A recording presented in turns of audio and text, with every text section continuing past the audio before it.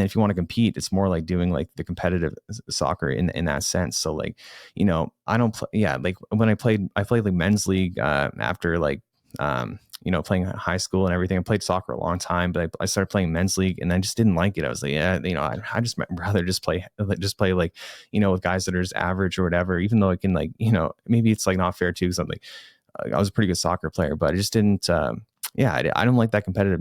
I don't really enjoy that. So I don't think anyone should be forced to do anything they don't want to do. And everyone should just be, do jiu-jitsu for the reasons they want to do it and yeah, do what they want to do. So I don't like when people like try to force people to compete or like act like they're not actually doing jiu-jitsu because they're not competing. Like you are doing jiu-jitsu, you're just doing a recreational, which is no problem with that.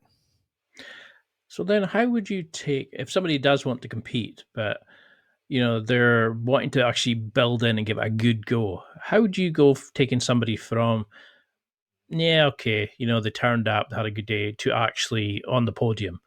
Do you find is there a certain focus that you would do like a training camp with somebody? I mean, because you're undefeated in MMA, you're smashing people left, right, and center in jiu-jitsu. How do you dial in your training for a competition? Does it change? Does your eating change? Do you focus on certain things, or is it all just about rolling, having fun, and just giving it your all in the day? Do you change as a person when you compete? Do you think? Do you mentally shift? I know you probably have do you have like a mantra before your roll? Do you do anything special? How do you approach competing? Yeah, for me, like I do have a little bit of a mantra. It probably sounds like cocky, but like I'll just tell myself, like, I'm Jordan Pressinger. I can do this. They should be more scared of me than I am of them. So, like, I just tell myself I'm Jordan Pressinger. So, that's something that kind of helps me. And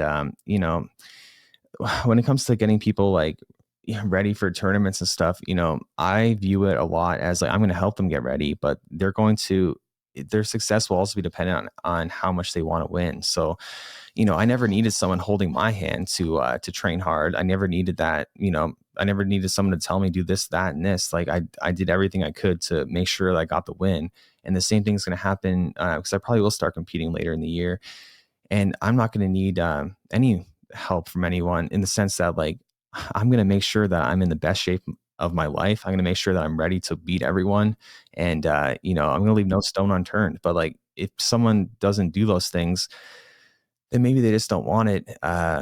Enough. Because you can still achieve the results without putting your all into it. But when I do something, I want to make sure I want to ensure results. I want to be there's no question I'm going to win. So you know, I don't like to like force people into like training super like harder than they want or doing things they don't want to do. It's just like be honest with them. It's like these are things you should be doing if you really want to ensure you win. And but it's on you. Everyone's responsible for themselves. And again, not that I'm not going to help as a coach. Like that's not the case at all. But we got to put a lot more responsibility on the athletes for sure. I like that because it's one thing to say like eat this 3 times a day, do this running, do this kind of submissions.